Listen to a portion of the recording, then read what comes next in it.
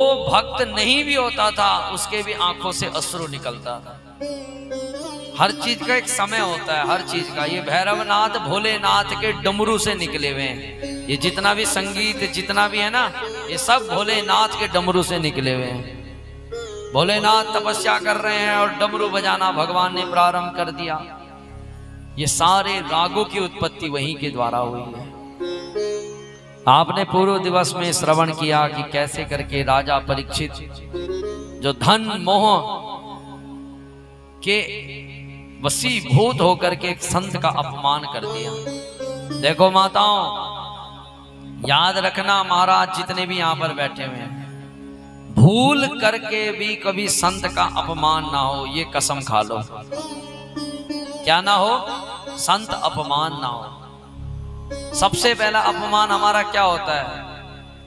देखो, कभी भी भगवान आएगा हमारे दरवाजे में या हमारे सामने तो वो सज धज के कभी नहीं आएगा। वो किसी ना किसी ऐसे रूप में आएगा जिससे हमारी बुद्धि उस संत को समझ ना सके। तो हमारा सबसे पहला हम अपमान क्या करते हैं? साहब ये तो पाखंडी है। क्या कहते हैं हम उसको? ये तो पाखंडी है। बस पहला अपमान।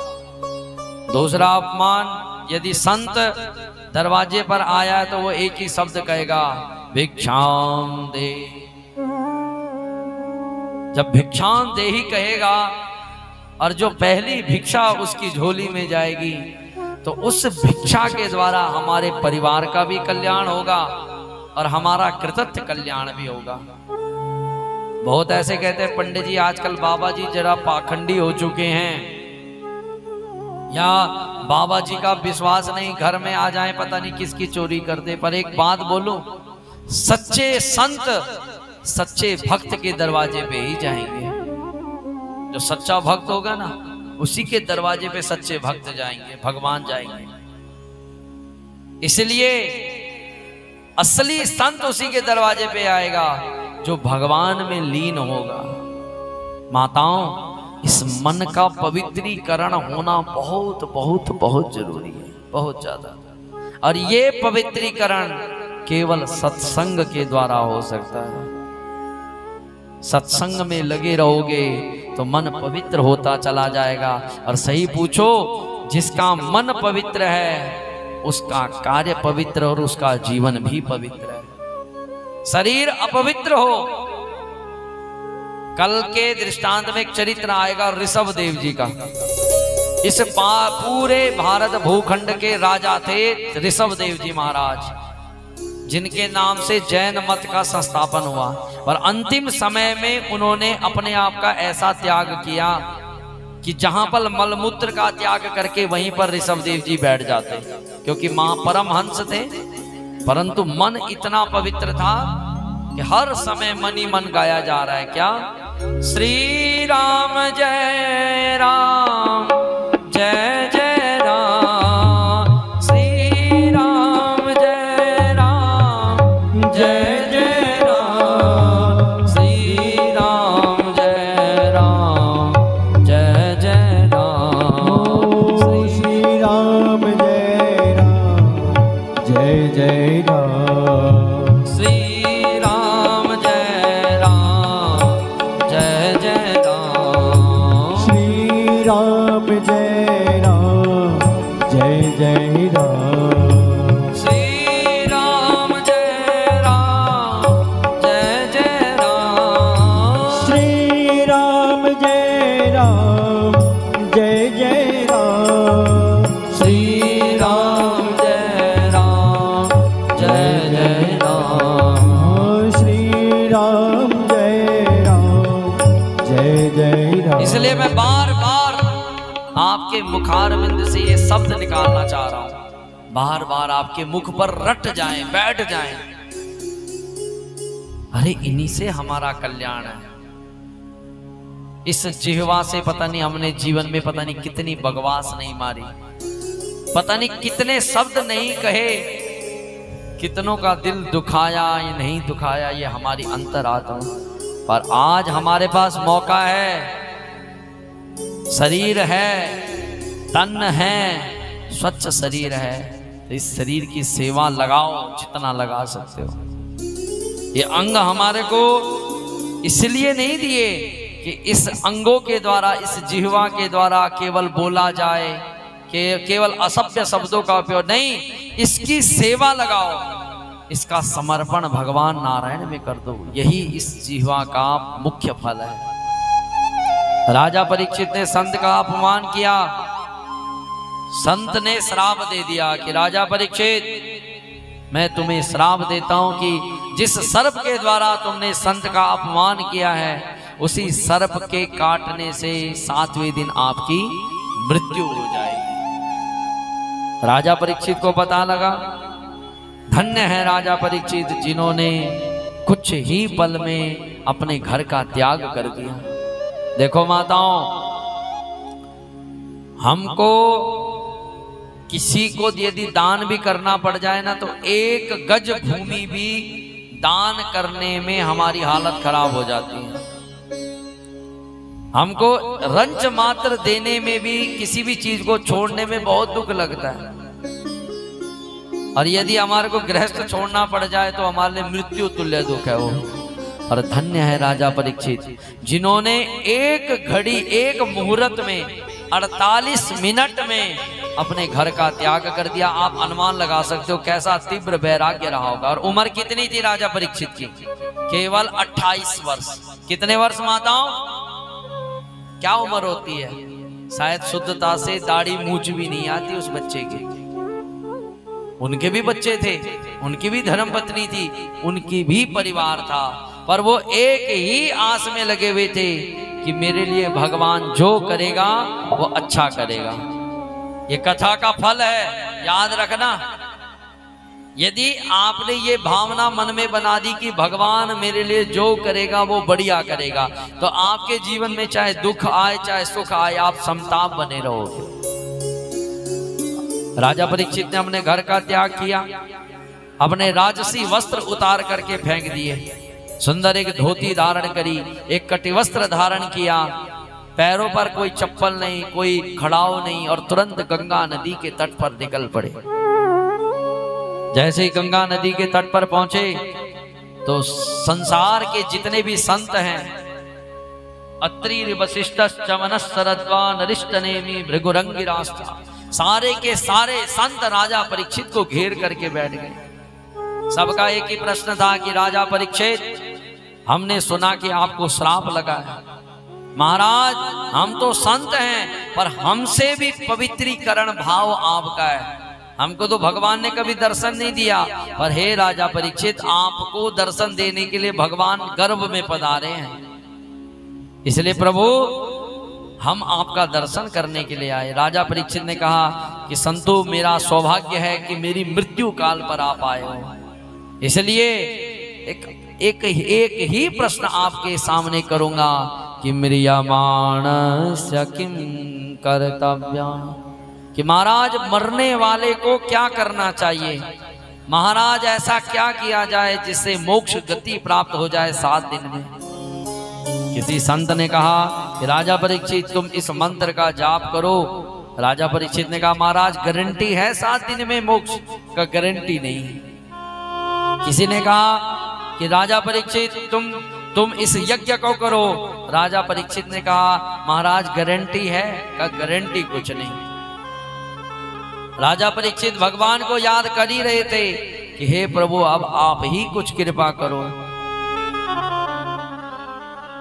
भगवान को याद कर ही रहे थे, अकस्मात भगवान के अवतार में तुरंत सुखदेव जी महाराज गाते हुए आ रहे हैं, श्रीमन नारायण नारायण नारायण, श्रीमन नारायण। साथ में गाते हुए माताओं,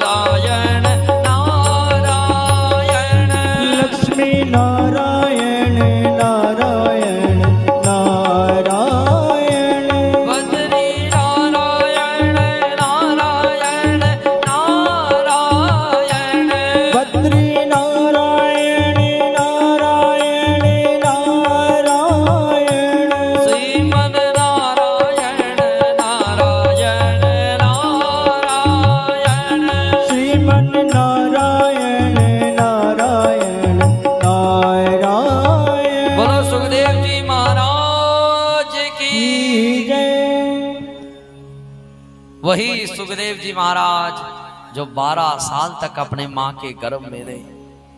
ये ऐसे चरित्र याद रख लो माताओं। हमारे देवताओं के चरित्र आपके सामने प्रकट हों। देखो एक शास्त्र में एक भक्त हुए हैं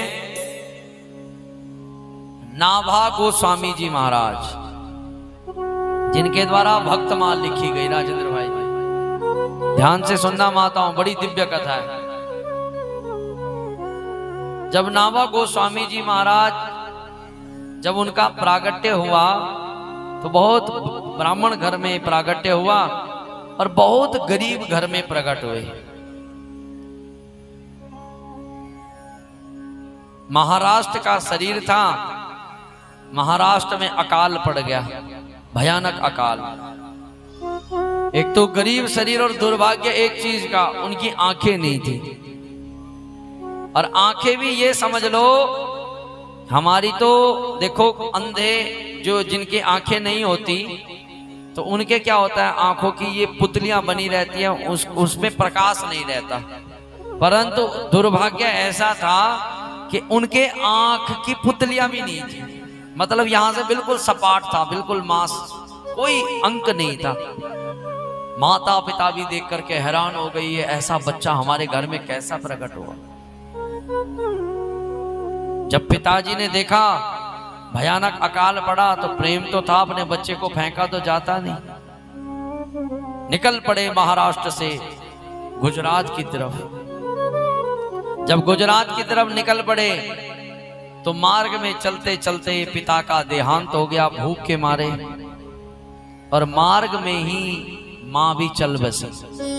दुर्भाग्य देखो ना, हम कहते हैं ना महाराज हम बहुत दुखी हैं, नहीं नहीं, जो हमारे ये भक्त हुए हैं ये कौन सा कम दुखी हुए हैं, पर इन्होंने दुख में भी अपने सुख को जताया है।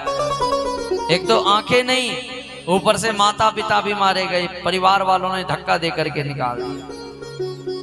आंखें थी नहीं, चलते चलते घनघोर जंगल में पहुंच गए, सामने कुआं था। दुर्भाग्य और देखो कितना गंभीर दुर्भाग्य, उस कुएं में जाकर के गिर गए। पर कहते हैं ना जिसका कोई नहीं होता उसका कौन होता है, कौन होता है माताओं, भगवान होता है। इसलिए तो कहता हूं चिंता मत किया करो, जब भी कोई दुख आ जाए समस्या आ जाए चिंता मत किया करो। कल तक गर्मी लग रही थी ना, हमने ठाकुर जी से बोला प्रभु कुछ कृपा करना, बढ़िया बढ़िया फराटे आ जाए, तो आज आपके चारों तरफ हवा हवा है। अब भी कथा समझ ना लगे तो फिर उसमें तो क्या कह सकते हैं। कुएं में गिरे हुए नाभा जी महाराज भगवान को पुकार रहे हैं, हे राम जी, हे प्रभु, शरीर का पता नहीं कितने समय का शरीर है, हे प्रभु राम जी मुझे बचाओ, मुझे इस कुएं से बाहर निकालो। आकाश मंडल से 2 ऋषि भ्रमण कर रहे थे।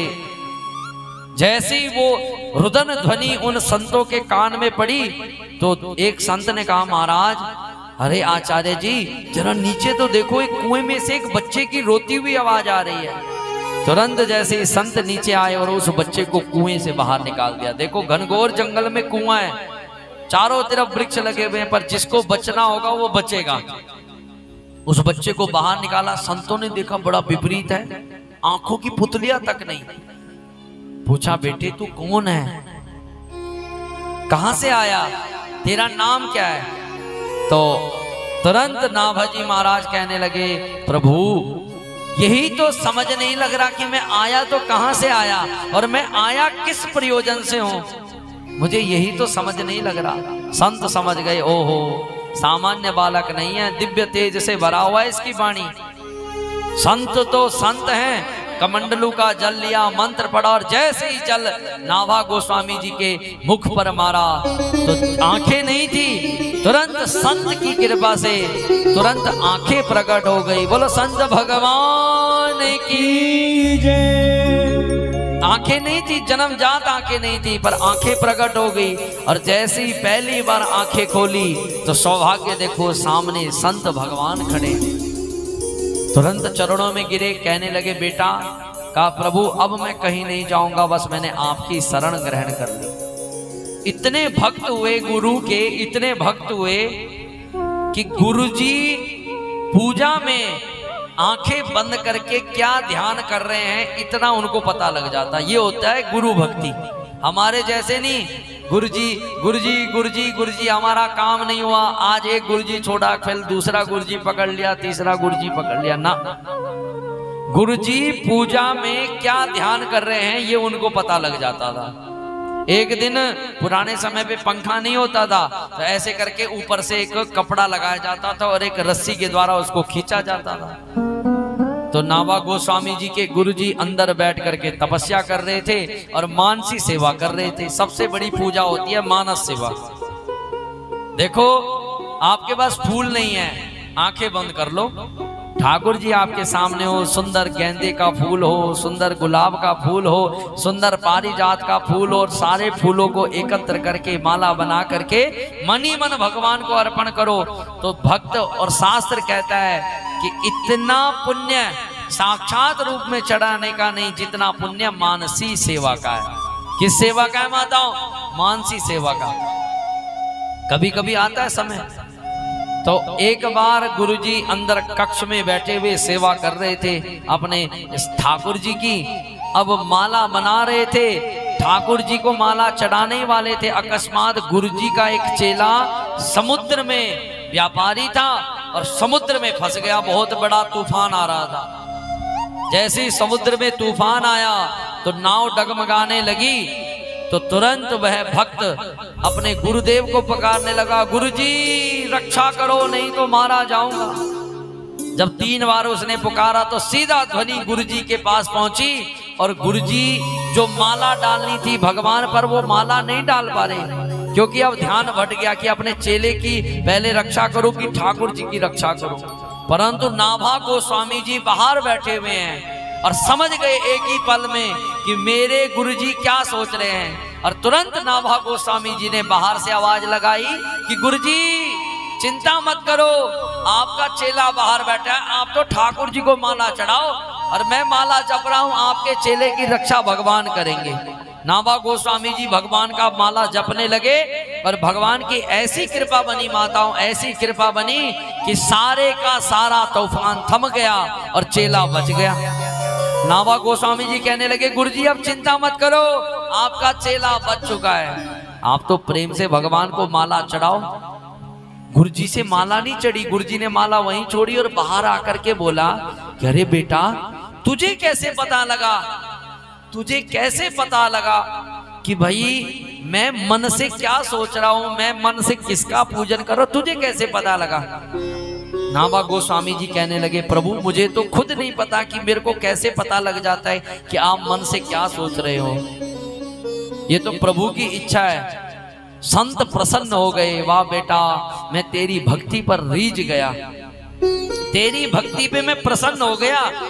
जा मैं तुझे वरदान देता हूं, आज के बाद तो जिस भी संत का चरित्र श्रवण करेगा, जिस भी संत के बारे में सोचेगा, वो संत तेरे सामने आकर के अपना सारा चरित्र तुम्हारे सामने प्रकट करेगा। वहीं पर जब ये वरदान दिया तो तभी उन नाभा गोस्वामी जी के द्वारा भक्तमाल लिखा गया। क्या लिखा गया माताओं? जैसे ये भागवत कथा है ना, ऐसी एक चरित्र है, एक पुराण है, एक ग्रंथ है जिसका नाम है भक्तमाल। श्री महर्षि वाल्मीकि जी का भी चरित्र वहां पर आता है, गुरु रविदास जी का भी चरित्र आता है, धन्ना जाट का भी चरित्र आता है। इस कलयुग में जितने भी संत हुए हैं सबका चरित्र वहां पर आता है। ये चमत्कार है माताओं नाम का। किसका? अब तुम नाम जपोगी नहीं तो चमत्कार कहां से होगा। इसलिए बार बार बोल रहा हूं, नाम जपते जाओ, जपते जाओ, जपते जाओ। जैसे सुखदेव जी महाराज पधारे तो राजा परीक्षित ने देखा कि अरे 16 साल का बालक, शरीर पर कोई वस्त्र नहीं, केवल लंगोट तक धारण नहीं कर रखी थी सुखदेव जी की। निर्वस्त्राम दिगंबरम भक्त विकीर्णम केशम, पर ब्रह्म तेज इतना चमक रहा था जैसे भगवान नारायण का ब्रह्म तेज हो। राजा परीक्षित ने देखा कि अरे संत हैं, तुरंत राजा परीक्षित चरणों में गिरे, सुंदर पार्घ्य अर्घ्य आचमनी अर्पण किया और सुंदर आसन पर बिठाया। और सुंदर बिठा करके आज राजा परीक्षित सुखदेव जी महाराज से पूछने लगे, ये संस्मरणा पुंसा सद्या सुद्यन्ति वे गृहा किं पुनर्दर्शना स्पर्शा पाद शौचासनादिवि। हे प्रभु, आप योगी राज हैं, महाराज आपका दर्शन पहले दुर्लभ है, और जिस मनुष्य को आप जैसे संतों का दर्शन हो जाता है तो उसके अहो भाग्य। प्रभु मैं ज्यादा कुछ नहीं पूछूंगा, बस मैं राजा परीक्षित का एक ही प्रश्न है कि मरने वाले को क्या करना चाहिए। ध्यान से सुनना माताओं, क्या पूछा कि मरने वाले को, पीछे बैठी माताओं क्या पूछा, मेरी दृष्टि सब तरफ है, ध्यान भटकेगा तो गए। क्या पूछा कि मरने वाले को क्या करना चाहिए। पुंसस्यैव यत्कार्या म्रियमाणस्य सर्वदा। जैसे ये प्रश्न किया सुखदेव जी महाराज के आगे राजा परीक्षित ने, तो सुखदेव जी महाराज प्रसन्न हो गए। राजा परीक्षित सुखदेव जी कहने लगे, वाह राजा परीक्षित कितना प्यारा प्रश्न किया। हम संतों के आगे जाते हैं, हम ब्राह्मणों के पास जाते हैं, तो हम ब्राह्मणों को प्रणाम करके कोई अच्छा प्रश्न नहीं पूछते। अब आप मेरे पास आओगे या किसी संत के पास जाओगे तो आप यदि आशीर्वाद लेने भी आए तो आप पता क्या कहोगे, पंडित जी मेरे बच्चे को आशीर्वाद देना, पंडित जी मेरे बेटे के बारे में बताओ, पंडित जी मेरे परिवार के बारे में बताओ, पंडित जी घर में पैसा नहीं आ रहा, पंडित जी जीवन में दुखी हैं। तो पंडित जी क्या करे इसके बारे में। अरे भाई कमाने वाले तुम, भोगने वाले तुम, जब तुम्हारे पास पैसा आया तुमने उपयोग ढंग से किया नहीं तो पंडित जी क्या करे।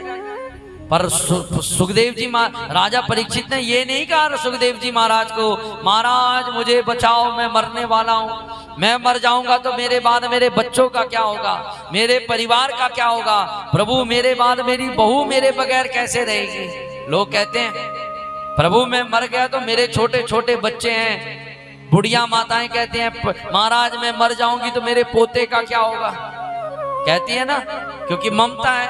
पर राजा परीक्षित ने कुछ नहीं बोला। राजा परीक्षित कहते हैं महाराज यही बताओ कि मरने वाले को क्या करना चाहिए। सुखदेव जी कहते हैं बहुत अच्छा प्रश्न किया राजा परीक्षित, बहुत अच्छा। राजा परीक्षित इस प्रश्न को सुन करके संत और आत्म पुरुष बहुत प्रसन्न होते हैं।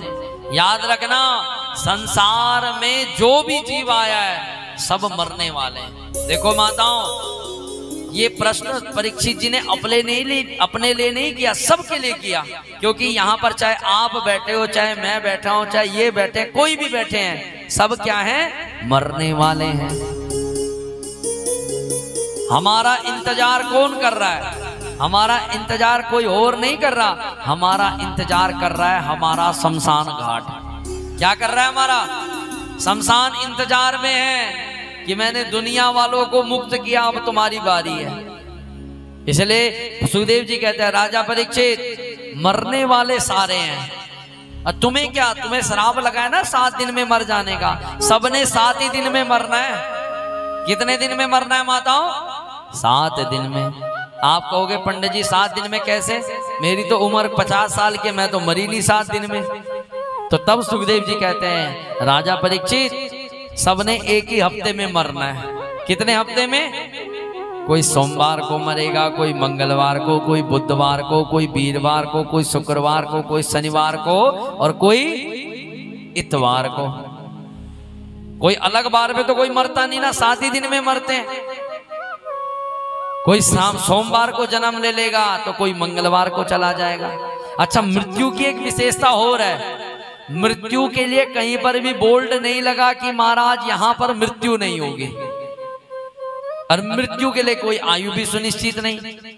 कब मृत्यु आ जाए, कब 10 वर्ष के बालक को ले जाए, कब मृत्यु आ जाए 80 वर्ष की माता को ले जाए, कब मृत्यु आ जाए। मृत्यु के लिए तो पेट में भी कोई रुकावट नहीं, कब गर्भ में आकर के उस गर्भ के बच्चे को ले जाए, कोई रुकावट नहीं है। काल को कोई नहीं रोक पाया है, काल की गति बड़ी आहत है। इसलिए राजा परीक्षित इंसान के पास केवल 7 दिन है, पर दुर्भाग्य से इंसान इन 7 दिनों को निद्यार्यते नक्ता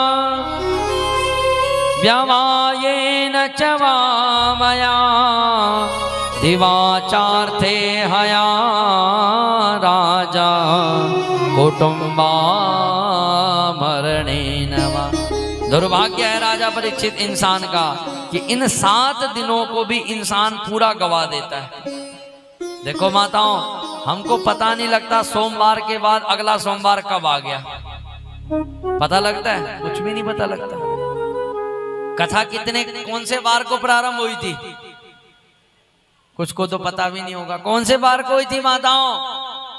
हाँ, अभी ये पूछूंगा सोमवार को कौन सा प्रसाद बटा था, तो वो सबको याद रहेगा, है ना। आज कौन सा वार है? कौन सा वार है माताओं? बुधवार। पता लगा 2 दिन का? कुछ भी नहीं। ऐसे ही 6 दिन की 7 दिन की कथा आपको पता ही नहीं लगेगी। अब कितने दिन बचे हुए हमारे पास? 2 दिन तो गए, 5 दिन बचे हुए हैं। ऐसे ही हमारे जीवन की पता नहीं कितनी आयु हमने खाते हुए में निकाल दी। सुखदेव जी कहते हैं राजा परीक्षित, इन 7 दिनों में भी पूरा इंसान या तो पूरी रात खराटे बजा करके सोना, या पूरी रात भोग में उस रात्रि को खत्म कर देना, और जो दिन बचता है उस दिन को धन की हाय हाय में, या पैसे की हाय हाय में, या कुटुंब की हाय हाय में निकाल देता है। आज इस जेठ की गर्मी में हमारे मजदूर भाई काम कर रहे हैं, लगे हुए हैं भयानक इस धूप में। किसके लिए काम कर रहे हैं? उनसे पूछा जाए महाराज आप काम किसके लिए कर रहे हो? वो कहते हैं पंडित जी हमारे बच्चे हमारे घर में हैं, हम परिवार के लिए काम कर रहे हैं। तो पूरा दिन किसने खा लिया? परिवार ने खा लिया ना। अब जब थके हारे घर में आए तो कुछ समय अपने लिए बचा हुआ था, तो वो समय धर्मपत्नी ने हा हा हू करते में निकाल दिया।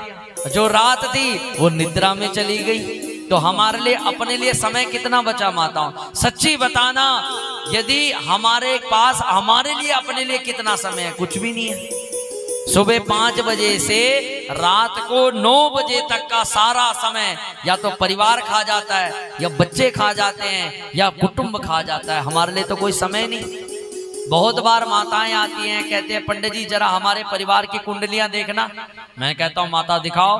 तो कहा ये मेरे बेटे की कुंडली, ये मेरे दूसरे बेटे की कुंडली, ये मेरी बेटी की कुंडली, ये मेरे पति की कुंडली। तो हम कहते हैं माता तेरी कुंडली का? पंडित जी मेरे को तो अपने बारे में पूछने का समय ही नहीं।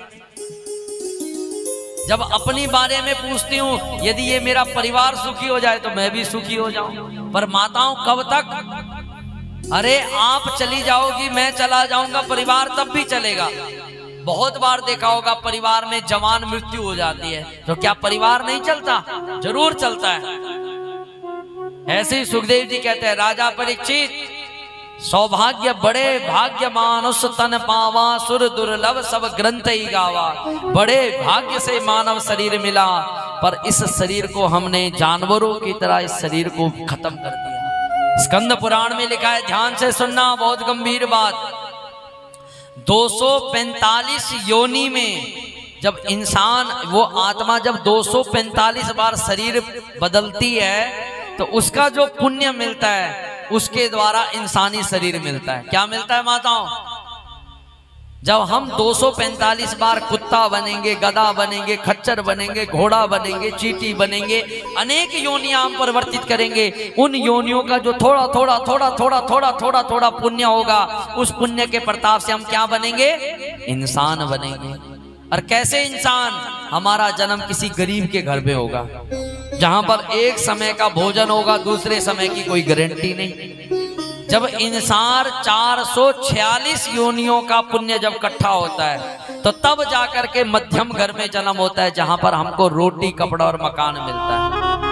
पर जब 672 योनियों का पुण्य इकट्ठा होता है, तब जाकर के हमारे को सुख मिलता है, जैसे आप सुखी और हम सुखी हैं।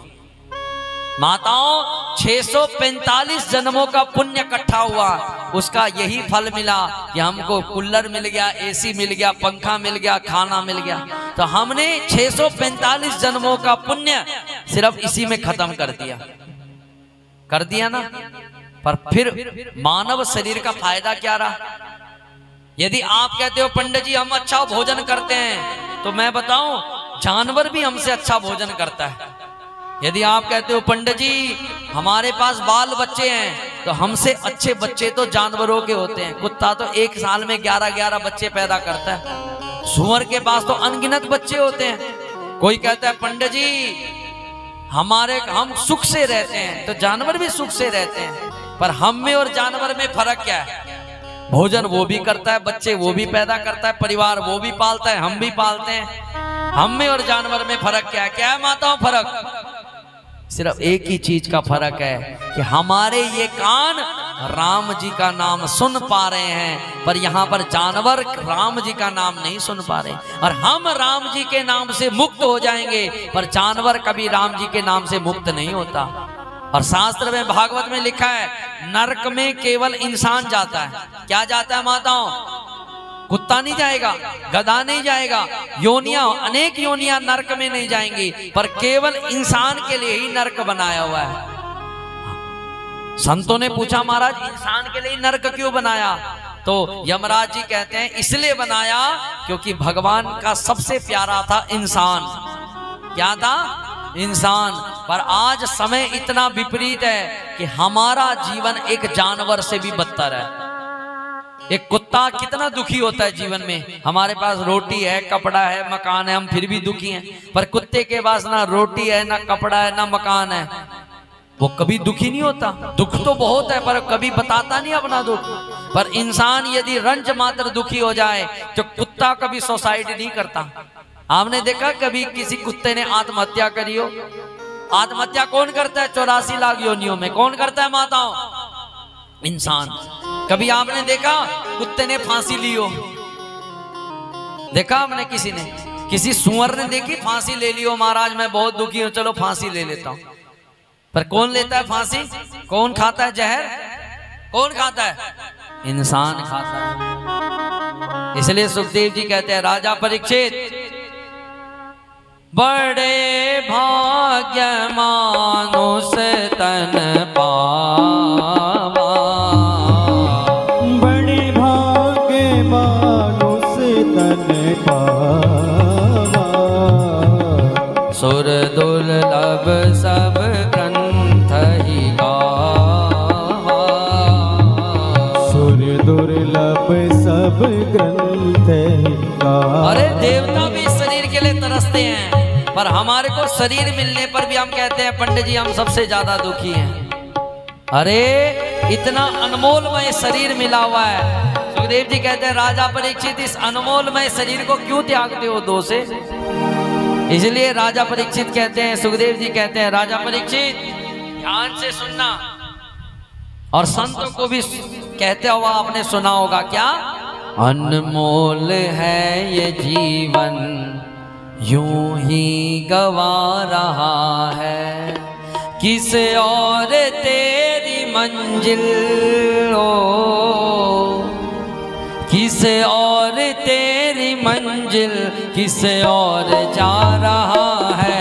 अनमोल है ये जीवन यूं ही गवा रहा है, अनमोल है ये जीवन यूं ही गवा रहा है, किस और तेरी मंजिल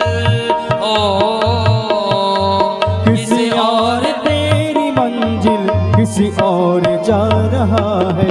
अनमोल है ये जीवन यूं ही गवा रहा। साथ में गाते हुए अनमोल है ये जीवन यूं ही गवा रहा है। तालियां बजाते हुए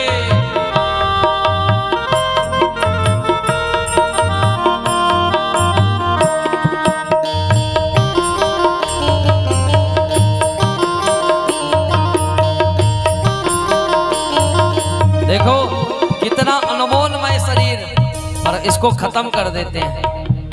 सही पूछा जाए तो हमने इस शरीर से क्या दान किया, क्या पुण्य किया? यदि भगवान के आगे हमको खड़ा होना पड़ जाए तो हम भगवान से क्या जवाब देंगे? भगवान कहेंगे बेटी मैंने तुझे इंसान शरीर दिया था, खाने के लिए थोड़ा ना दिया, इस पेट को भरो भरो भरो भरो, किसने दिया था? बेटी मैंने शरीर दिया था भजन के लिए, नाम के लिए, दान के लिए, तपस्या के लिए। तूने कितनी तपस्या करी? तो हमारा तपस्या तो कुछ नहीं हुई, हमारे बाल बच्चे भी ढंग से नहीं पले। जा बेटी, जब तुझसे तपस्या नहीं हुई, भोग नरक भोग। अच्छा तूने इस शरीर को गवाया क्यों? कहा महाराज सपनों के लिए। कहा क्या सपना था? कि मेरा बेटा बहुत बड़ा हो जाए, मेरा अच्छा मकान हो जाए, अच्छा परिवार हो जाए, अच्छा दुकान हो जाए। भगवान से कहने लगे क्या? सपनों की नींद में ही ये रात ढल न जाए, सपनों की नींद में ही ये रात ढल न जाए, सपनों की नींद में ही ये रात ढल न जाए, सपनों की नींद में ही ये रात ढल न जाए। पल भर का क्या भरोसा ये जान निकल न जाए, पल भर का क्या भरोसा ये जान निकल न जाए। गिनती की है ये सांसें यूं ही लुटा रहा है, गिनती की है ये सांसें यूं ही लुटा रहा है। किस और तेरी मंजिल किस और तेरी मंजिल किस और जा रहा है। अनमोल है ये जीवन यूं ही गवा रहा है, अनमोल है ये जीवन यूं ही गवा रहा है।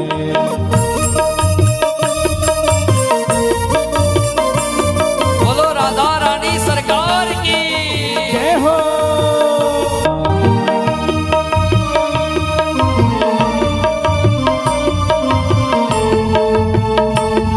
बड़े प्रेम के साथ जाएगा जब यहाँ से कोई न साथ देगा, जाएगा जब यहाँ से कोई न साथ देगा। कौन देगा? हम कहते मेरी धर्मपत्नी मेरे साथ है, कोई नहीं साथ देती। जय हो। यदि मैं अपनी घरवाली को बोल दो देवी मेरी किडनियां खत्म होगी दे दे जरा, एक तो बेचारी दे देगी, दूसरे पे उसकी भी नानी मर जाएगी। अरे कोई नहीं साथ देने वाला भाई। धनानि भूमो पशवश्च गोष्ठे, जब इंसान मर करके उसकी चिता घर से निकलती है ना, तो जो धन के लिए वो तड़पता रहता है, जीवन भर उस धन के लिए मरता है, तो निकलते ही उसका धन भी साथ छोड़ देता है। धन ने उसको बचाया। यदि आपको बीमारी हो गई तो धन आपको कहां तक ले जाएगा? बड़े बड़े हॉस्पिटलों तक, पर धन गारंटी नहीं लेता कि मैं तुझे बचा करके वापस लाऊंगा। नहीं, धन साथ छोड़ देता है, भूमि साथ छोड़ देती है, घर में खड़े वाहन साथ छोड़ देते हैं। जब घर से निकलता है, उस चिता निकलती है, तो धर्मपत्नी घर के दरवाजे से ही साथ छोड़ देती है। देखा होगा शमशान घाट तक भी घरवाली नहीं पहुंचती, चिता में जलते हुए शरीर भी साथ छोड़ देता है, पर साथ में क्या जाता है कि हमारा किया हुआ सत और असत कर्म, हमारा किया हुआ दान और पुण्य। इसलिए तो संत कहते हैं क्या? जाएगा जब यहाँ से कोई न साथ देगा, जाएगा जब यहाँ से कोई न साथ देगा। इस हाथ जो लिया है उस हाथ जाके लेगा, इस हाथ जो लिया है उस हाथ जाके लेगा। कर्मों की है ये खेती फल आजमा रहा है, कर्मों की है ये खेती फल आजमा रहा है। किस और तेरी मंजिल किसी और तेरी मंजिल किसी और जा रहा है। अनमोल है ये जीवन प्रेम से गाते हुए गवा रहा है, अनमोल है ये जीवन यूं ही गवा रहा है।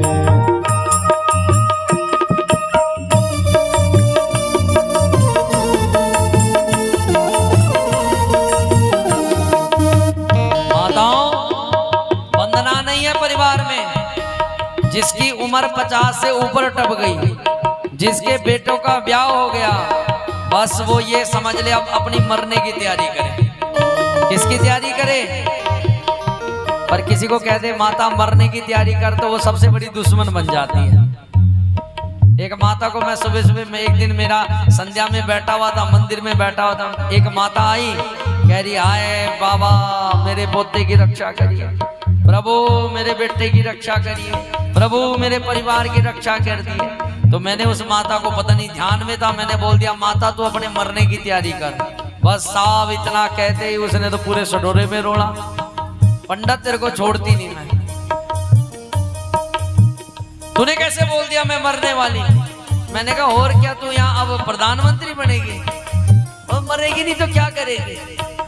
ये मृत्यु रूपी सत्य इतना खतरनाक है कि उस सत्य से हम इतना डरते हैं ना। यदि किसी के मरने पे हम क्या कहते हैं, राम नाम सत्य है, राम नाम सत्य है, राम नाम सत्य है, राम नाम सत्य है, राम नाम सत्य है, राम नाम सत्य है, राम नाम सत्य है, राम नाम सत्य है। क्यों कहते हैं? ये तो नहीं बोला कि भाई मकान सत्य है, जमीन सत्य है, परिवार सत्य है।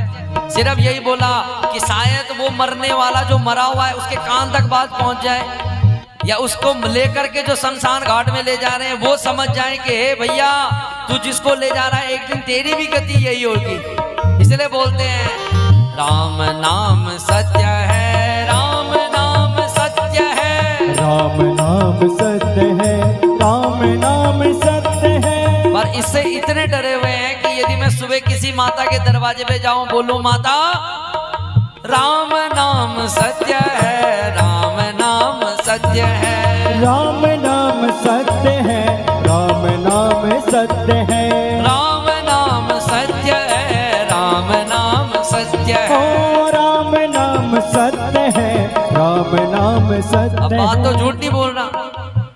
अब वो माता, मैं सोचूंगा मैं उसके दरवाजे पे जाके बोल रहा हूँ कि राम नाम सत्य, शायद वो मेरे गले में माला डालेगी। पर यदि मैंने किसी के दरवाजे पे कह दिया तो माला डालने की दूर डंडा उठा के मेरा सिर फोड़ देगी। बस तेरे को मेरे घर मिला था राम नाम सत्य, मैं कहूंगा माता गलत क्या बोल रहा हूँ, चाहे उसमें मैं भी हूँ, मेरे घर के दरवाजे के आगे कोई बोल। तो हम इतने डरे हुए किससे? सत्य से। और भागवत के प्रारंभ में क्या है? वही सत्य क्या है? परमात्मा।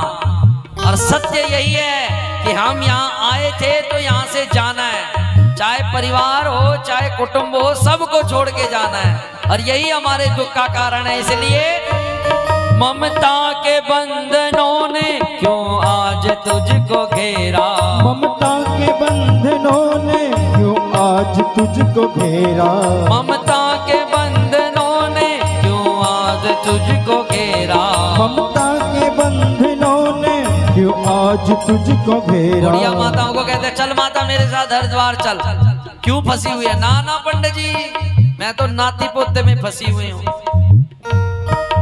फंसते रहो फिर दुख देखते रहो। और कहा गया है वृद्ध व्यक्ति को परिवार वाले कैसा भोजन देते हैं? जैसे कुत्ते को देते हैं, उसका कोई सम्मान नहीं होता, पर वो फिर भी घर में रह करके लात घूसे खाएंगे, गालियां खाएंगे, पर ममता को नहीं छोड़ेंगे। इसलिए संत कहते हैं ममता के बंधनों ने क्यों आज तुझको घेरा, ममता के बंधनों ने क्यों आज तुझको घेरा। सुख में सभी है साथी कोई नहीं है तेरा, सुख में है सभी साथी कोई नहीं है तेरा, तेरा ही मोह तुझको कब से रुला रहा है, तेरा ही मोह तुझको कब से रुला रहा है। किस और तेरी मंजिल किसी और तेरी मंजिल किस और जा रहा है, अनमोल है ये जीवन यूं ही गवा रहा है। प्रेम से है ये जीवन यूं ही गवा रहा है। किस और तेरी मंजिल किसी और तेरी मंजिल किसी और जा रहा है, अनमोल है ये जीवन यूं ही गवा रहा है, अनमोल है ये जीवन यूं ही गवा रहा है। बोलो बांके बिहारी। बिहारी लाल की। सुखदेव जी कहते हैं राजा परीक्षित, इस अनमोलमय जीवन को गवाओ मत। अरे ये आंख दी है संसार के सुख को देखने के लिए नहीं। अरे सुख देखना था, पता नहीं कितने करोड़ों शरीर इस शरीर ने धारण, आत्मा ने धारण नहीं किया। माताओं, पता नहीं कितना शरीर इसने धारण नहीं किया, फिर भी सुखी नहीं हो पाए, पर अब कितने सुखी हो जाएंगे। इसलिए आज ही कसम खा लो कि हम भगवान का नाम रटन करेंगे। क्या करेंगे माताओं? ध्यान इधर रखें, भगवान का नाम रटन करेंगे। सुखदेव जी कहते हैं राजा परीक्षित, यदि अपना शाश्वत कल्याण चाहते हो, तुम्हारा प्रश्न था कि महाराज मुझे मोक्ष मिल जाए, तो राजा परीक्षित जिसके मन के अंदर संसार है उसको कभी मोक्ष नहीं मिलता। महर्षि वाल्मीकि जी कहते हैं कि मोक्ष गति उसको प्राप्त होती है जिसके हृदय के अंदर राम जी बैठते हैं। कौन बैठते हैं माताओं? बोलो वृंदावन बिहारी लाल की जय। इसलिए मोक्ष उसको प्राप्त होगा जिसके अंदर राम जी बैठे होंगे, और जिसके हृदय के अंदर संसार बैठा हुआ है, जिसके हृदय के अंदर परिवार बैठा हुआ है, तो फिर उसको राम जी नहीं मिलेंगे। एक जगह कथा हो रही थी, ध्यान से सुनना।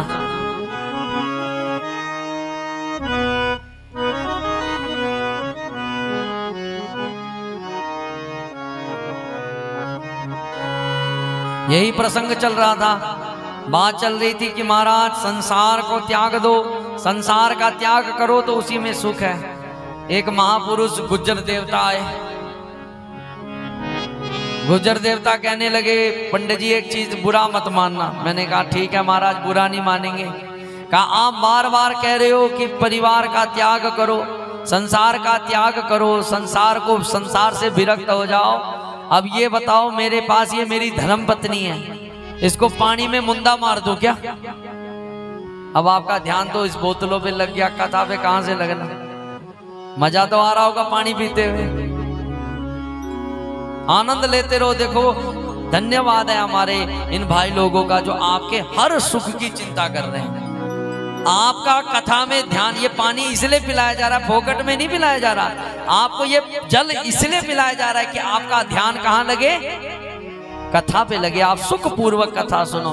पर यदि जल पी करके भी कथा नहीं सुना तो फिर आप क्या हो जाओगे?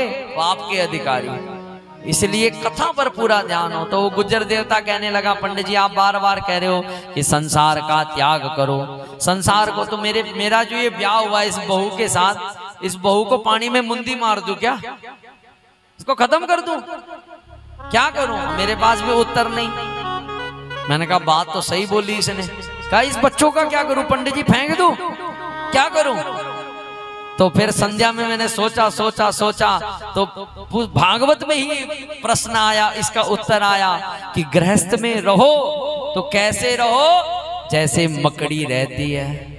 कैसे रहती है? देखो दो प्रकार के जीव हैं, जाला दो प्रकार के जीव बुनते हैं, एक मकड़ी बुनती है और एक रेशम का कीड़ा। अशोक जी दो प्रकार के, ध्यान से सुनना माताओं। एक तो मकड़ी और एक दूसरा रेशम का कीड़ा, पर दोनों में फर्क है, बहुत ज्यादा फर्क है। रेशम का कीड़ा क्या करता है? अपने अंदर से रेशे को बनाता है और सुंदर रेशा बुनता है, सुंदर कपास बुनता है, और अंत में उसी कपास के अंदर जाके बैठ जाता है। सोचता है कि इस कपास के अंदर देखो कितना सुख है, सुंदर मखमल का मुझे आसन मिला हुआ है, संसार से कोई मतलब नहीं। वो उस रेशम के जाल को, उस कपास के जाल को ही अपना सुख समझ लेता है और अंत में उसी के अंदर बैठ जाता है। पर होता क्या उसके साथ? किसान आकर के उस कपास को निकालता है और गर्म पानी में, उबलते हुए गर्म पानी में फेंक देता है। रेशम निकलता कैसे है? जब उसको गर्म पानी में छोड़ दिया जाता है तो तब जाकर के रेशम निकलता है। तो जिस जाल के अंदर सुख लेकर के बैठा हुआ था, आज वही उसकी मृत्यु का कारण बन जाता है। पर एक है मकड़ी, मकड़ी भी जाला बुनती है, परंतु जाला बुनने के बाद कभी उस जाले में नहीं बैठती, अकेले अलग में बैठती है और जो उस जाले में फंसता है उसको आहार लेती है। ऐसे हमारा ये संसार है माताओं। यदि रेशम का कीड़ा बने रह गए तो यही संसार हमारा अकल्याण करेगा, यही संसार हमारे को फिर नरक में पहुंचा देगा। हाथ खड़े करके बताओ माताओं, कौन कौन कुत्ता बनना चाहते हैं? अब कुत्ता बनने के लिए तो कोई हाथ नहीं खड़ा करेगा, पर इंसान कौन कौन बनना चाहते हैं? हाथ खड़े करो।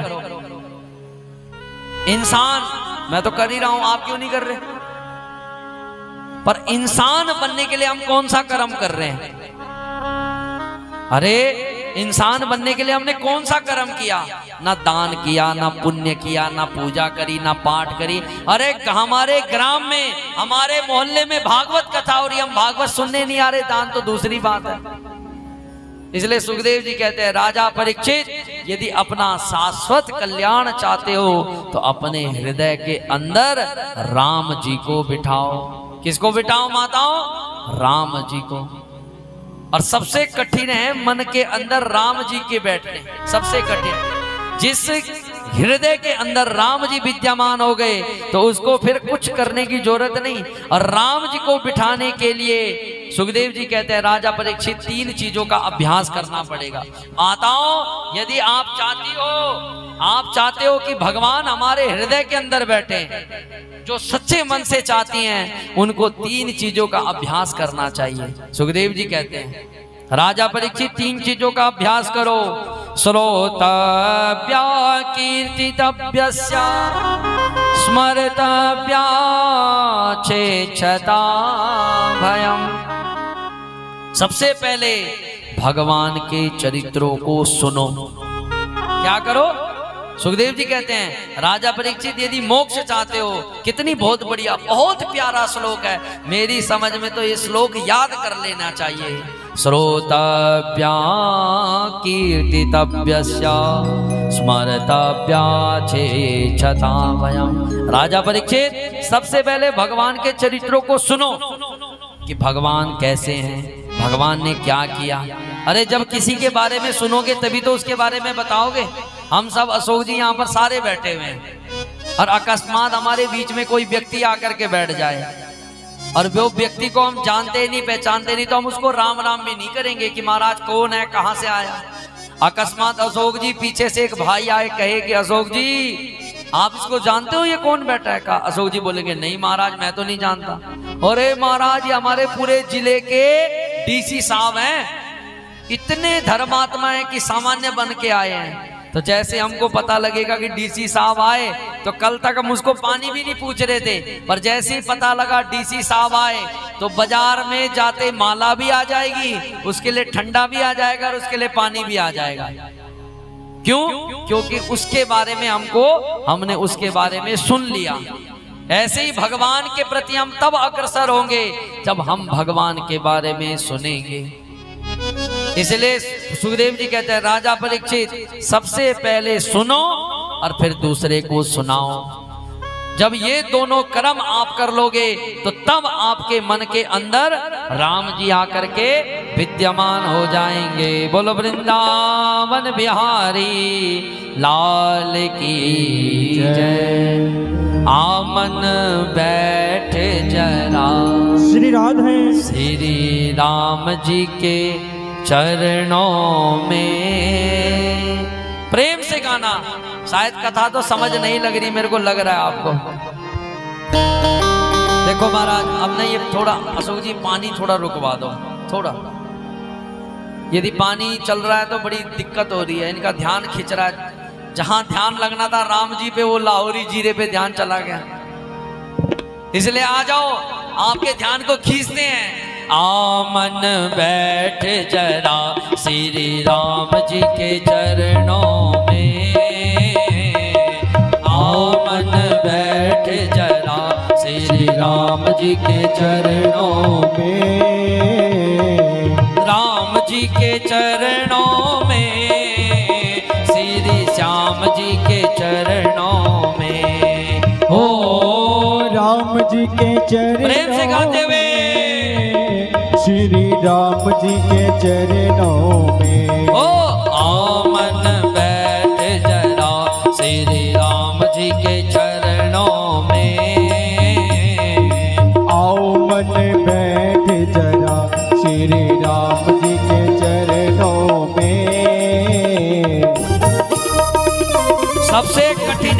मन को राम जी के प्रति मोड़ना, ये मन बड़ा खतरनाक, बड़ा बदमाश है। यदि यहाँ पर अभी कोई नृत्य करता, अभी यहाँ पर किसी की लड़ाई चलती, तो हमारा ध्यान पूरा उस लड़ाई पे पहुंच जाता। यदि यहाँ पर कोई 500 के नोट बांटता तो सबका ध्यान वहां पहुंच जाता, पर राम जी पर ध्यान पहुंचाना है तो वहां कभी नहीं लगेगा। इसको तो जबरदस्ती लगाना पड़ेगा और कहना पड़ेगा क्या? जय हो।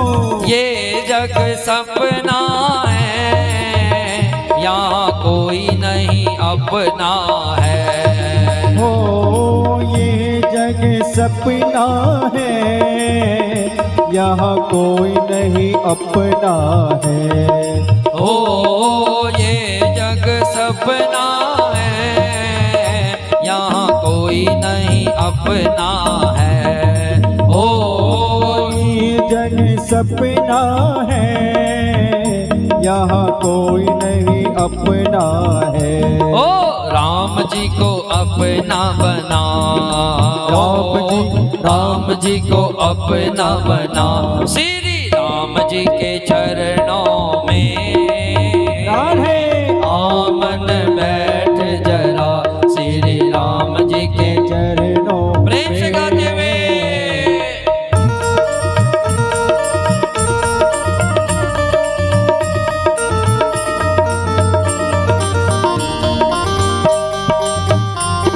बोलो रामचंद्र जी महाराज की।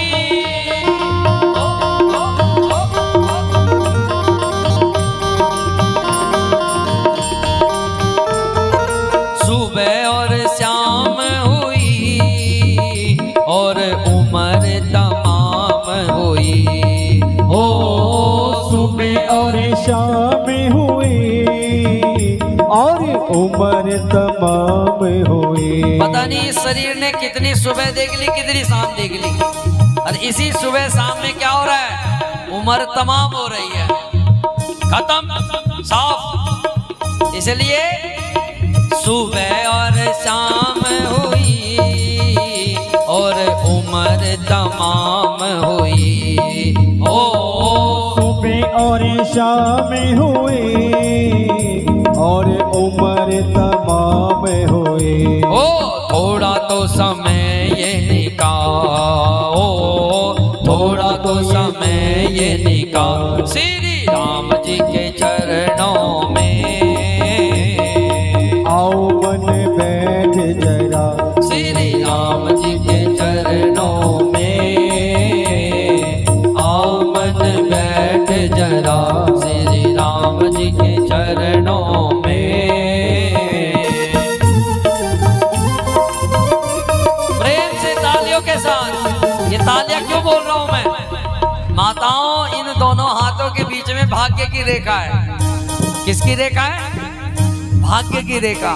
और जितनी तालियां बजाओगे तो ये भाग्य खुलता चला जाएगा। इसलिए बोल रहा हूं, तालियां बजाते रहो।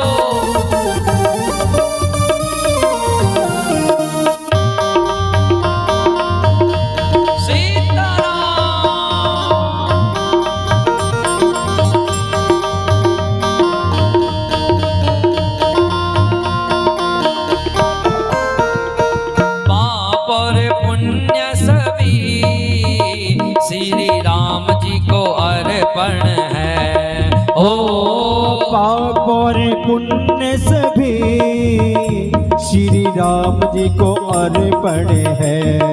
ओ पाप और पुण्य सभी श्री राम जी को अर्पण है। ओ पाप और पुण्य सभी श्री राम जी को अर्पण है। ओ राम जी को दुनिया बनाओ, राम जी को दुनिया बनाओ, श्री राम जी के चरणों में राम जी को दुनिया बना, श्री राम जी के चरणों में आओ मन बैठ जरा, श्री राम जी के चरणों में आओ मन बैठ जरा, श्री राम जी के चरणों में। सीता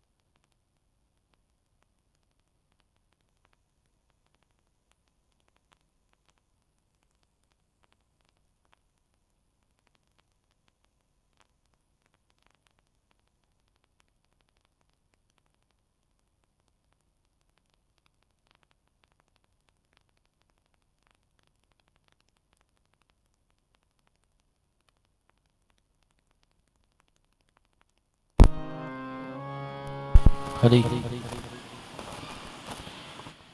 बोलो वृंदावन बिहारी।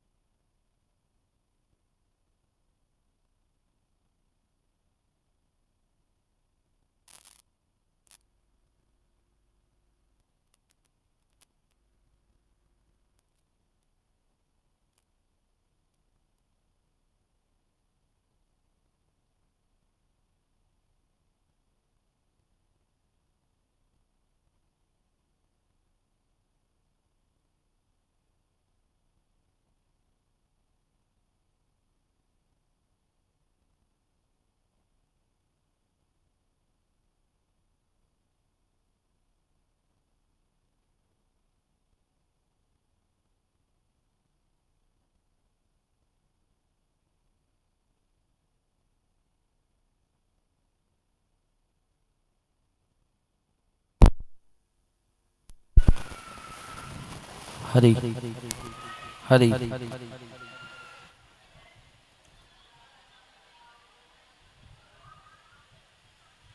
हरि बोलो वृंदावन बिहारी लाल की जय। बोलो महर्षि वाल्मीकि भगवान की जयकारा। बैंड लिखा रिदा वाल्मीकि धर्म का जय वाल्मीकि कहो, जय वाल्मीकि लव कुश नारा बोलो। और बैंड लिखा रही भगवान की जो बोले 100 दिन में सृष्टि करता वाल्मीकि दयावान की। श्री राम जय राम जय जय राम। श्री राम जय राम जय राम। श्री राम जय राम जय जय राम। श्री राम जय राम जय जय राम। जय हो श्री राम जय राम जय जय राम। श्री राम जय राम जय जय राम। श्री राम जय राम जय जय राम। श्री राम जय राम जय जय राम।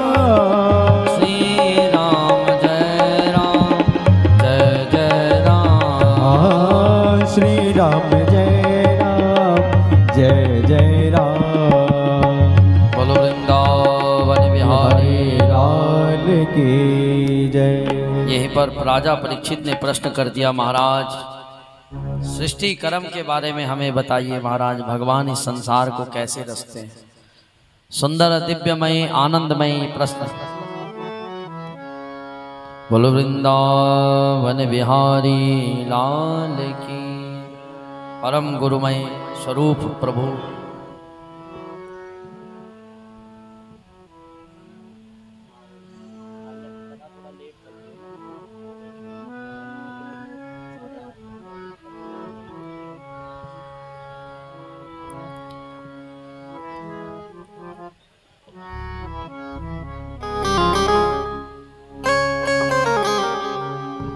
हम सबके मध्य आज पूज्य व्यास जी के पिता श्री गुरुदेव जी हम सबके मध्य आए हैं, उनको तालियां बजाकर स्वागत कीजिए। बोलो व्यास जी महाराज की, बोलो कृष्ण कन्हैया लाल की।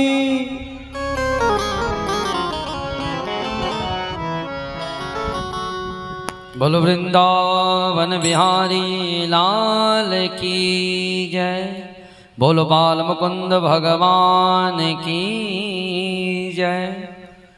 राजा परीक्षित ने सुखदेव जी से प्रश्न किया कि महाराज इस सृष्टि के बारे में बताइए कि भगवान इस सृष्टि को कैसे रचते हैं। तो तुरंत सुखदेव जी कहने लगे, राजा परीक्षित, यही चरित्र एक बार विदुर जी ने मैत्रेय ऋषि से किया था। मैत्रेय ऋषि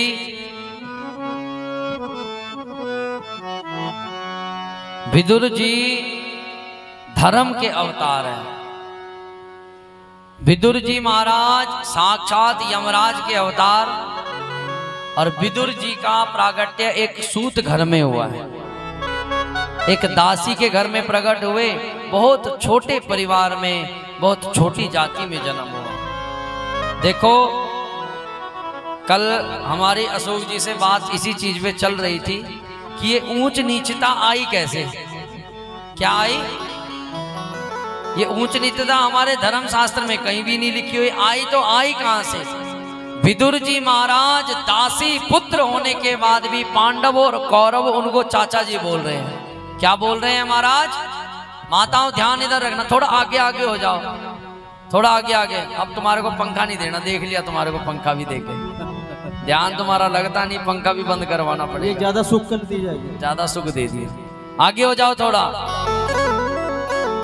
विदुर जी महाराज चतुर्थ वर्ण के घर में जन्म हुआ था। विदुर जी का थे यमराज जी के अवतार। जैसे हमारे गुरु रविदास जी हैं, रविदास जी का नाम सबने सुना होगा। रविदास जी किसके अवतार है? धर्मराज के अवतार है। किसके अवतार है? धर्मराज के। पर शास्त्र कहता है कि चाहे तुम्हारा जन्म चाहे ब्राह्मण के घर में हो, चाहे चतुर्वर्ण के घर में जन्म हो, भगवान का नाम यदि तुम्हारा जुड़ा हुआ है तो फिर चाहे तुम चतुर्वर्णी हो, चाहे ब्राह्मण हो, चाहे क्षत्रिय है, तुम्हारे अंदर जो गुण दिखेगा वो भक्त का दिखेगा। किसका दिखेगा? गुरु रविदास जी गंगा नदी के घाट पर बैठ करके भगवान राम जी का नाम जप रहे हैं, और मूर्ख ब्राह्मण उनका दुराग्रह कर रहे हैं, क्योंकि जिनको ज्ञान नहीं है वो उनके शरीर को देख रहे हैं, उनकी जाति को देख रहे हैं, और उनके अंदर के ज्ञान को नहीं देख रहे। और यदि मैं कहता हूं, यदि असलियत में जिस ब्राह्मण ने यदि सही में धर्म का ज्ञान ग्रहण कर लिया हो, सही में शास्त्र का ज्ञान ग्रहण कर लिया हो, तो उनके लिए ना ऊंच न है ना उनके लिए नीच है। ये शब्द उन्हीं के मुंह पर होगा जिनको ज्ञान नहीं होगा। पढ़ो, धर्म शास्त्र है, साधु न पूछो जाति न पूछो साधु की। कबीरदास जी कहते हैं ना, जाति न पूछो साधु की, पूछ लीजिए ज्ञान, और मोल करो तलवार का, पड़ा रहन दो म्यान। अंदर का ज्ञान देखो, जिसके अंदर ज्ञान है, धर्म शास्त्र उसको कहता है वही ब्राह्मण है, वही सब कुछ है। मेरी नजर में अशोक जी ध्यान से समझना, मेरी नजर में वो ब्राह्मण भी चांडाल है जो धर्म से हीन है। क्या है? मेरी नजर में, और धर्म शास्त्र भी कहता है असलियत में वही ब्राह्मण है जो संध्या वंदन कर रहा है। यदि संध्या वंदन से विहीन कोई ब्राह्मण है तो वो चांडाल है, उसका स्पर्श भी वर्जित बताया गया है। और मैं कहता हूं माताओं और महाराज जी, यदि आप भगवान का भजन कर रहे हैं तो आपसे ऊपर कोई नहीं है।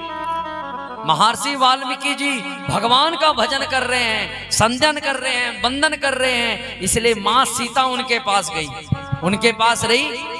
एक भी रामायण में कहीं पर भी लिखा नहीं आ रहा कि भाई सीता जी वाल्मीकि जी के पास रही और वहां पर यदि दूषित हो गई हो, कहीं पर आया? पर हमारी बुद्धि में कहां से बैठ गया महाराज, ये ऊंच है ये नीच है, कहां से बैठ गया? ये हमारे को बिठाने वाले कौन है? कुछ रंच मात्र मूर्ख लोग। लिखा हुआ है यदि ब्राह्मण भी धर्म से अधर्म है तो वो चांडाल के समान है। इसलिए माताओं, आपके बीच में मैं इसीलिए आया हूं, धर्म शास्त्र पढ़ा है, ज्ञान लिया है, इसलिए बुद्धि में बात बैठ गई कि ना कोई ऊंच है ना कोई नीच। पर मैं आपके बीच में बैठा मैं आपको सपोर्ट करने के लिए तैयार हूं, पर आप माताएं और मोहल्ले वाला सपोर्ट नहीं कर रहा। मुझे ना पहनाओ माला, मुझे ना आओ, पर मेरी यदि कथा में भी आप पहुंच गए वो भी बहुत है, वो भी बहुत है। पर अभी भी मोहल्ले में अभी भी बहुत ऐसे हैं जो कथा में नहीं आ पा रहे, बहाने बन रहे हैं। अरे महाराज 5 पहर धंधा किया, मैं उनके लिए बोल रहा हूं जहां जाता, डर कुछ नहीं है, कोई बोलता जाए कोई बात नहीं, पर मैं कहता हूं कथा गांव में गंगा बह रही है राजेंद्र जी, और गांव उस गंगा को छोड़ करके कह रहे हैं कि नहीं हम हरिद्वार जाएंगे, हरिद्वार जाएंगे। मैं उनके लिए बोल रहा हूं कि 5 पहर धंधा किया और 3 पहर गए सोए, 1 पहर हरि नाम बिन मुक्ति कैसे हो। हरिदास जी कहते हैं कि 5 पहर धंधा किया, पूरा जीवन पूरा दिन धंधे में निकाल दिया, और 3 पहर सो करके खराटा बजाते हुए। और जब भगवान के आगे जाओगे तो क्या मुंह लेकर के जाओगे माताओं, क्या बोलोगे? भगवान धिक्कारेंगे, भगवान दुत्कारेंगे। क्योंकि जब हम यहाँ आए थे ना माँ के गर्भ में, जब कुत्ते की योनि में गधे की, तो हाथ जोड़ा, हे प्रभु एक बार हमें इंसान बना दे। पर दुर्भाग्य से जब हम इंसान बने तो तब भी दान नहीं कर पा रहे, तब भी हम कथा नहीं सुन पा रहे। तो इसलिए सुखदेव जी कहते हैं, राजा परीक्षित तुमने प्रश्न किया संसार को बनाने का, तो ये प्रश्न भगवान की इच्छा के बगैर सफल नहीं हो सकता। भगवान नारायण के नाभि कमल से ब्रह्मा के द्वारा सबसे पहले 4 संतानें हुई। कितनी संतानें हुई माताओं? 4 संतानें, जिनका नाम था सनक, सनंदन, सनातन, सनत कुमार। हम सब यहाँ पर सनातनी बैठे हैं, हमको पता होना चाहिए हमारा मूल कहाँ से है, क्या है हमारा मूल कहाँ से है। ब्रह्मा जी की 4 संतानें हुई, सनक, सनंदन, सनातन, सनत कुमार। ब्रह्मा जी ने कहा बच्चों सृष्टि पैदा करो, चारों हाथ जोड़ गए, कहा महाराज हम सृष्टि नहीं करेंगे। ब्रह्मा जी ने कहा सृष्टि नहीं करोगे तो क्या करोगे? कहा महाराज हम तो भगवान का भजन करने के लिए आए हैं। ब्रह्मा जी को क्रोध चढ़ गया, बच्चों हमारी आज्ञा का उल्लंघन करते हो। तुरंत ब्रह्मा जी की भ्रुकुटी जब क्रोध से भरी तो तुरंत भ्रुकुटी भेदन करते हुए भगवान शंकर प्रकट हो गए। बोलो रुद्र भगवान की जय। जैसे ही भोलेनाथ प्रकट हुए ब्रह्मा जी के मस्तक के, तो ब्रह्मा जी ने कहा भोलेनाथ सृष्टि को प्रकट करो। तो भोलेनाथ के पास क्या सृष्टि होनी महाराज? भूत प्रेतों की सृष्टि। भूत प्रेत डाकनी साकनी गण बेताल प्रकट कर दिए। ब्रह्मा जी ने कहा भोलेनाथ अपनी सृष्टि दिखाओ। का देखो किसी की आंख इतनी बड़ी, किसी का मुंह इतना बड़ा। प्रेत कैसा होता है? प्रेत का स्वरूप आपने देखा ही होगा।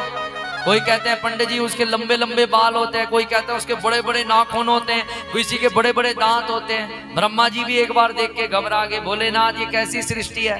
कहा भोलेनाथ कहते हैं देखो बाबा हमारे पास तो यही है। ब्रह्मा जी ने हाथ जोड़ दिया, बस बस बाबा बहुत हो गया। अब की बार ब्रह्मा जी भगवान का ध्यान करते हुए अब की बार 10 पुत्रों की सृष्टि करी। मरीचि, अत्रि, अंगिरा, पुलस्त, भृगु, वशिष्ठ, दक्ष और देवर्षि नारद। ब्रह्मा जी के छाया के द्वारा कर्दम ऋषि प्रकट हुए। ब्रह्मा जी की वाणी के द्वारा सरस्वती प्रकट हुई। ब्रह्मा जी के दाएं हाथ से पुरुष और ब्रह्मा जी के बाएं भाग से स्त्री प्रकट हुई। फिर ध्यान से सुनना, ब्रह्मा जी के दाएं भाग से पुरुष और ब्रह्मा जी के बाएं भाग से स्त्री प्रकट हुई। और दोनों का नाम क्या था? मनु और सदरूपा। क्या नाम था? मनु और सदरूपा। हमारा नाम है मनुष्य। क्या नाम है हमारा? इसलिए नाम मनुष्य इसलिए है क्योंकि हम मनु की संतान हैं। ब्रह्मा जी ने कहा अरे मनु सृष्टि प्रकट करो। मनु कहता है महाराज कहां से करें? एक राक्षस पृथ्वी को ही उठा करके समुद्र में ले गया। ब्रह्मा जी को चिंता होने लगी, अब कैसे संसार चलेगा। तुरंत भगवान को याद किया तो तुरंत भगवान ब्रह्मा जी के नासिका से प्रकट हो गए और बड़ा रूप में भगवान प्रकट हो गए। बोलो बड़ा भगवान की जय। अकस्मात ब्रह्मा जी को छींक आई और भगवान ब्रह्मा जी के नाक से प्रकट हो गए। भगवान जंगली सुअर देखा होगा आपने, बड़े बड़े जिसके दांत होते हैं, उस रूप में भगवान वराह प्रकट हो गए। जब वराह भगवान प्रकट हुए तो वराह भगवान के मस्तक पर, छाती पर शंख पद्म के निशान थे, इसलिए संत समझ गए ये तो भगवान के अवतार है। तुरंत वराह भगवान समुद्र में प्रविष्ट हुए, जहां पर पृथ्वी थी, सूंघते सूंघते वहां पर पहुंचे और अपने दांतों के ऊपर पृथ्वी को धरा और ऊपर की तरफ उड़ने लगे। जैसे ही पृथ्वी को ऊपर ले जाने लगे, वो राक्षस जिसका नाम था हिरण्याक्ष कहने लगा, ए जंगली सुअर कहां जा रहा है? पर भगवान ने नहीं सुनी, तुरंत पृथ्वी को स्थापन किया और तुरंत जैसे स्थापन किया, अब वराह भगवान बोले कि आओ, तुम हमें क्या बोल रहे थे जंगली सुअर, पर कुत्तों के भौंकने का मेरे ऊपर कोई प्रभाव नहीं पड़ता। इतना सुनते ही हिरण्याक्ष नाम का राक्षस बड़ा क्रोधित हुआ, तुरंत गदा लेकर के भगवान के साथ युद्ध करने लगा। भगवान के साथ बहुत विशाल युद्ध हुआ। युद्ध करते करते करते देवताओं ने इशारा किया, प्रभु इसका जल्दी उद्धार करो, नहीं तो सायंकाल होते ही राक्षसों की शक्ति बढ़ जाएगी। तुरंत भगवान ने एक थप्पड़ ऐसा मारा तो तुरंत वहीं पर हिरण्याक्ष का उद्धार हो गया। बोलो वराह भगवान की जय। इसलिए हमारे धर्म में, हमारे सनातन में वराह को अत्यधिक पूजा जाता है। ब्रह्मा ने कहा मनु सदरूपा अब सृष्टि प्रकट करो। अब की बार मनु सदरूपा के द्वारा 5 संतानें हुई। कितनी संतानें हुई माताओं? 5 संतानें, 3 बेटियां और 2 बेटे। सबसे पहले 3 बेटियां। जो लोग कहते हैं ना पंडित जी हमारे पास बेटियां ज्यादा हैं, तो पहले भी संसार में सबसे ज्यादा बेटियां ही थी।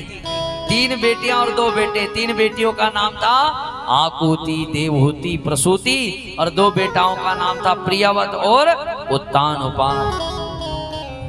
सुंदर सबसे पहली बेटी देवहूति का चरित्र आता है।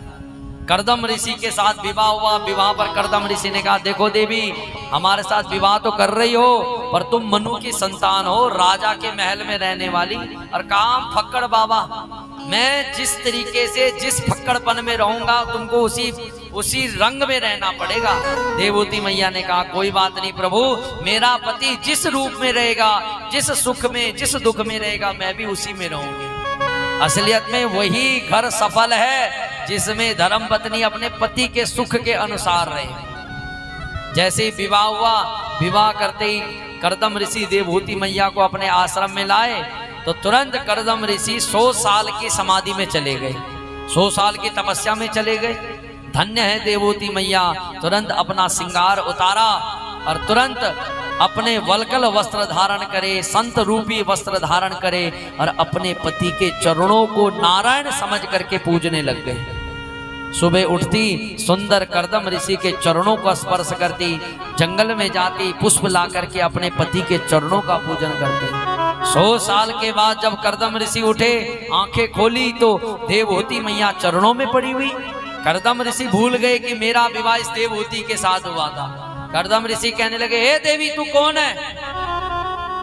यदि कोई पति अपने घरवाली को बोले हे देवी तू कौन है, तो घरवाली क्या कहेगी? आग बबूला हो नहीं जाएगी? कहेगी महाराज भूल गए, मतलब तुम्हारा कहीं ना कोई चक्कर चल रहा है, पक्का कहीं ना कहीं तुम्हारे बुद्धि में खुरापात है। पर धन्य है देवहूति मैया जो शांत बैठी हुई कह रही है, स्वामी याद करो हमारा उस सन में आपके साथ विवाह हुआ था।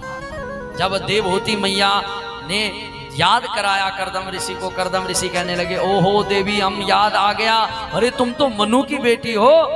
अरे देवी क्षमा करना, क्या करें, हम तो समाधि में चले गए, हमको याद नहीं रहा। देवहूति मैया ने कहा कोई बात नहीं स्वामी, मेरा सौभाग्य है मुझे ऐसे पति मिले। कर्दम ऋषि कहने लगे, देवी हम तुम्हारी तपस्या से प्रसन्न है, मांगो क्या मांगना चाहते हो। देवहूति मैया कहने लगी, स्वामी मैं कुछ नहीं मांगूंगी, मुझे आप जैसे पति मिल गए, और क्या चाहिए। पर एक ही चीज मांगूंगी कि जब भगवान ने हमको सदगृहस्थ बनाया है तो छोटे छोटे बाल गोपाल घर में हो जाए, कितना आनंद आ जाएगा। कर्दम ऋषि ने कहा ठीक है देवी जैसी तुम्हारी इच्छा। कालांतर में कर्दम ऋषि के द्वारा 9 बेटियां प्रकट हुई। बोलो राधे राधे। कितनी बेटियां माताओं? जोर से बोलो, जोर से। 9 बेटियां। इसलिए जिनके पास बेटियां वो रो मत, भगवान परीक्षा ले रहे हैं, यदि सुखी होना होगा तो उन बेटियों में भी तुमको सुख मिल जाएगा। करदम ऋषि कहने लगे, वाह बेटा, तू तो सोच रहा था एक संतान होगी तो संत बन जाएगा, यहाँ तो 9 लाइनें लग गई, अभी भी नहीं रुकेगा तो फिर भी गृहस्थ तुझे खा जाएगा। इतने में करदम ऋषि चलने लगे। देवहूति मैया ने पैर पकड़ लिए, स्वामी आप कहाँ जा रहे हो? कहा देवी हमने एक संतान के लिए कहा था, यहाँ 9 संतानें होगी, हमको जाने दो। देवहूति मैया हाथ जोड़ करके कहने लगे, स्वामी बुरा मत मानना, आप अपने आश्रम में चले जाओगे, ये बेटियां अपने घर चली जाएंगी, तो फिर मैं किसके सहारे पे रहूंगी? तुरंत करदम ऋषि को याद आ गया, भगवान ने कहा था बेटा करदम तू विवाह कर और मैं तेरे घर में पुत्र बनकर प्रकट होऊंगा। याद आ गया, तुरंत करदम ऋषि ने कहा देवी जाने का प्रोग्राम स्थगित, अब की बार भगवान करदम और देवहूति के द्वारा देवहूति के गर्भ में कपिल बन करके प्रकट हो गए। बोलो कपिल भगवान की जय। आखिदो राजपुत्री सा महात्माना प्रत्यनिंदिते भगवास्ते चिरो गर्भा मधुरात्मा संप्रविद्यते। भगवान कपिल बन करके प्रकट हो गए। जैसे ही कपिल भगवान आए तो ब्रह्मादि के देवता उनके स्वागत में आए और ब्रह्मादि अपने साथ अपने 9 बेटाओं को लेके आए। ध्यान से सुनना, ब्रह्मा जी ने बड़ा जोरदार स्वागत किया। जैसे ही ब्रह्मा जी जाने लगे तो करदम ऋषि ने चरण पकड़ लिए, कहने लगे ब्रह्मा जी आपके पास 9 बेटा है और हमारे पास 9 बेटियां, बहुत अच्छी जोड़ी जमेगी महाराज। ब्रह्मा जी ने कहा सुबश्च शीघ्रम, तुरंत विवाह कर दो। तुरंत करदम ऋषि ने अपनी 9 बेटियों का विवाह ब्रह्मा जी के 9 बेटाओं के साथ कर दिया। करदम ऋषि भी घर से चल पड़े, अब तो यहाँ रुकना नहीं है, चलो। करदम ऋषि भी गए। अब आश्रम में रह गए कौन? करदम कपिल ऋषि और देवहूति मैया। ध्यान से श्रवण करना। आज देवहूति मैया बड़ी उदास है।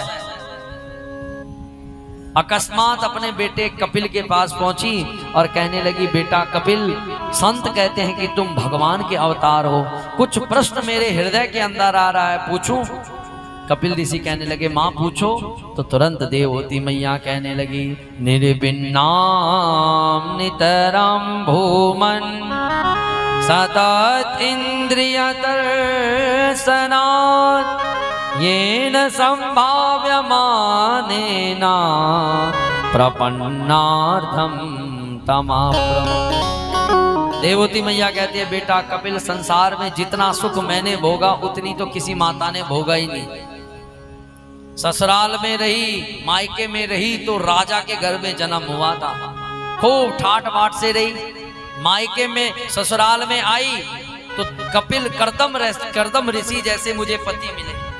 9 बेटियां ऐसे मिली जिनके घर से गर्भ से भगवान प्रकट हुए, और बेटा तेरे जैसा मुझे बेटा मिला। सब सुख मुझे प्राप्त हुआ, पर आज भी मेरा मन ये नहीं कह रहा कि मैं सुखी हूं। देखो माताओं, मेरी नजर में सुखी कौन है? महाराज जी कौन सुखी है? जिसके पास रोटी कपड़ा और क्या है माताओं? रोटी कपड़ा और मकान है। यहां हाथ खड़े करो जिसके पास ये चीज नहीं है। सबके पास है? जय हो। यहां से ध्यान रखो कथा में। रोटी कपड़ा मकान सबके पास है कि नहीं?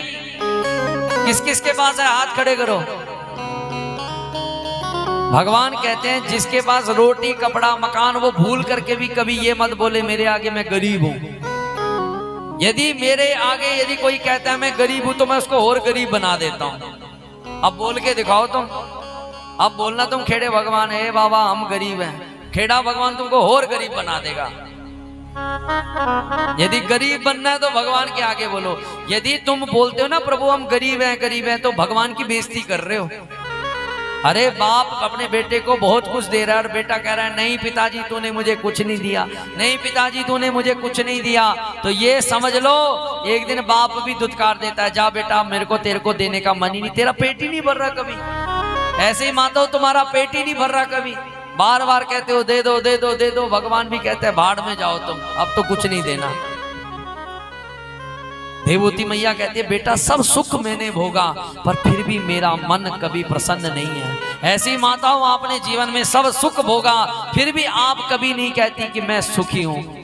कपिल ऋषि कहते हैं मां मैं बताऊं सुखी होने का सूत्र, तो तुरंत कपिल ऋषि कहने लगे त्वं तागताहं शरणं शरण्या त्वं तागताहं शरणं शरण्या स्वभृत्य संसार रतो कुठारा स्वभृत्य संसार रतो कुठारा जिज्ञासया प्रकृते पुरस्या नमामि सधर्म विदा वरिष्ठा नमामि सधर्म विदा वरिष्ठा।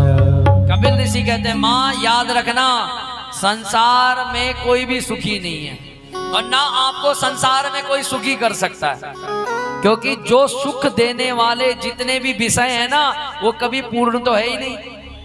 देखो ध्यान से सुनना, सुबह भूख लगी तो हम अपनी माँ को कहते हैं माँ जल्दी कर हमको रोटी दे दे, तो माँ बढ़िया हमारे को आलू के परोंठे बढ़िया सी रोटी बना के खवा देती है। जैसे पेट भरने के बाद वो पेट भरा तो हम क्या कहते हैं वाह आनंद आ गया। आनंद क्या आना, दिन हुई फिर भूख लगी, फिर कहते हैं अरे बड़ी भूख लग रही है भाई माँ जल्दी कर खाना दे, फिर खाना खाया फिर पेट भरा फिर आनंद आ गया, फिर शाम हुई फिर भूख लग गई। पर माताओं ऐसा दिन कभी आ भी रहा है जिस दिन कभी भूख समाप्त हो जाए, ना कभी ऐसा दिन आएगा ना कभी आ सकता है, क्योंकि संसार के जितने भी भोग हैं वो कभी पूर्ण नहीं है। ये फोन चलाते हो ना, फोन बहुत फोन चलाते हैं हमारे भाई लोग, मैं भी सब भी, तो 1 मिनट फोन चला लिया फिर बंद कर लिया, अगले पल में फिर इच्छा होती है चलो साहब फिर फोन चला लो, फिर फेसबुक देखो, फिर रील देखो, फिर 1 घंटे के बाद फिर इच्छा। ऐसे ही नाटक का है, 1 घंटा नाटक देखा फिर मन होता है नाटक। ऐसा दिन कभी नहीं आ रहा जिस दिन ये सारे विषय पूर्ण हो जाएं। कपिल ऋषि कहते हैं माँ संसार के कोई भी विषय पूर्ण नहीं है, पूर्ण तो केवल क्या है परमात्मा है। बोलो वृंदावन बिहारी लाल की जय। इसलिए पूर्ण तो केवल परमात्मा है माँ, और जब आपकी शरण ठाकुर जी की शरण में आ जाएंगे तो आपका जीवन पूर्णता की तरफ अग्रसर हो जाएगा। बोलो बाकी आप पूर्ण हो जाओगे। और पूर्ण कैसे होगे? भगवान के कीर्तन से। किससे हो जाओगे? यदि प्रेम से कीर्तन गाओगे तो आपकी पूर्णता आ जाएगी। बोलो वृंदावन बिहारी लाल की जय। राजेंद्र जी एक ऐसा कीर्तन करोगे ये पूर्ण हो जाए। आइए सुंदर कीर्तन के द्वारा आपका आलस भी दूर हो, और आज कथा बड़ी देर लंबी चलनी है। बोलो बाके बिहारी लाल की जय। कोई दीवाना है अपने मात पिता का, जय हो। और कोई दीवाना है धन दौलत का। अरे असली दीवाना वो है जो दीवाना है बाके बिहारी का। बोलो बाके बिहारी लाल की जय हो। बड़े प्रेम के साथ जहाँ विराजे राधा रानी, संगीत के साथ मेरी अलबेली सरकार सवरिया ले चल परली पार। एक बार मैं बोलूंगा और मेरे बाद आप सबने बोलना है। सवरिया ले चल परली पार, सभी ने गाना है। सवरिया क्या बोल रहे हैं महाराज? सवरिया ले चल बरली पार। पर यदि आपका चित्त संसार में लगा तो सवरिया नहीं ले जाता, आपको चित्त हटाना पड़ेगा। अब बहुत माताओं का ध्यान कहाँ जा रहा है? घर पे जा रहा है। चलो साहब अब खाना भी बनाना है, चलो साहब, तब ध्यान तुमको कहीं नहीं ले जाएगा, तुम यहीं बैठे रहोगी। और यदि सही में सवरिया ले चल बरली पार, सवरिया ले चल बरली पार। बोलो बांके बिहारी लाल की।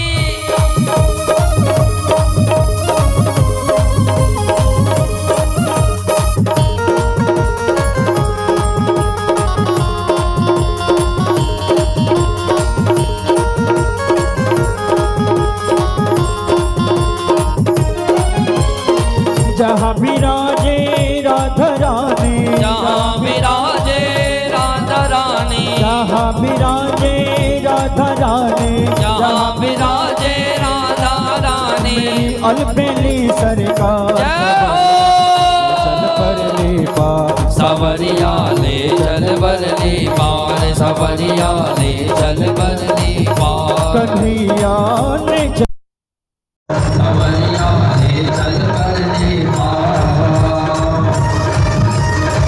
दोनों हाथ तालियों के साथ